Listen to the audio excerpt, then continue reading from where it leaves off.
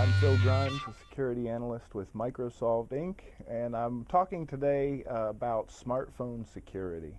I wanted to talk because I've been doing a lot of research and vulnerability analysis on the smartphone platform, specifically iOS and Android, some on BlackBerry and Windows Mobile. But as we're talking and seeing all the vulnerabilities and all the risks that are associated with these powerful devices, we want to keep in mind what users can do to stay safe or to use them as securely as possible.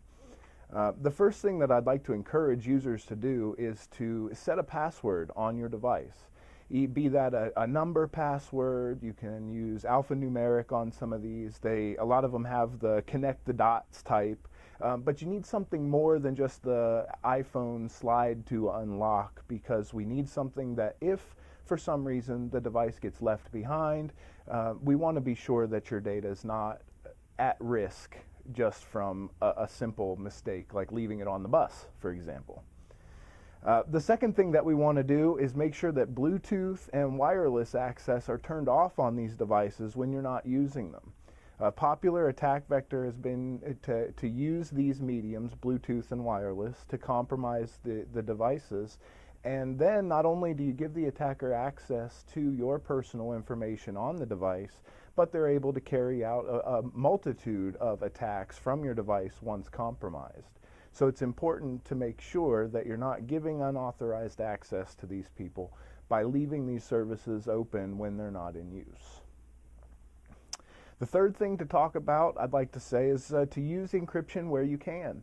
Unfortunately, MicroSolved, we're very pro encryption team. We try to encrypt everything even when it doesn't have to, and a lot of our team, we're noticing drawbacks in, for example, we're big Android and iPhone users, but you can't even send encrypted email on those today. However, where you can, when you can, it's important to use these encryption mechanisms. Specifically when you're talking about encrypting any sensitive data used by any applications that you may be using. We've seen several opportunities where, for example, mobile banking applications have forced users to log out when they're not using any of the information that might be specifically derived from that user ID, password, and so forth. It logs the user out to find things like locations of branches or things along that nature. But the idea, again, is to make sure that wherever the sensitive information is being passed with these devices, that you are using encryption. So those are just three things to keep in mind. Hopefully we'll follow up more as these platforms develop.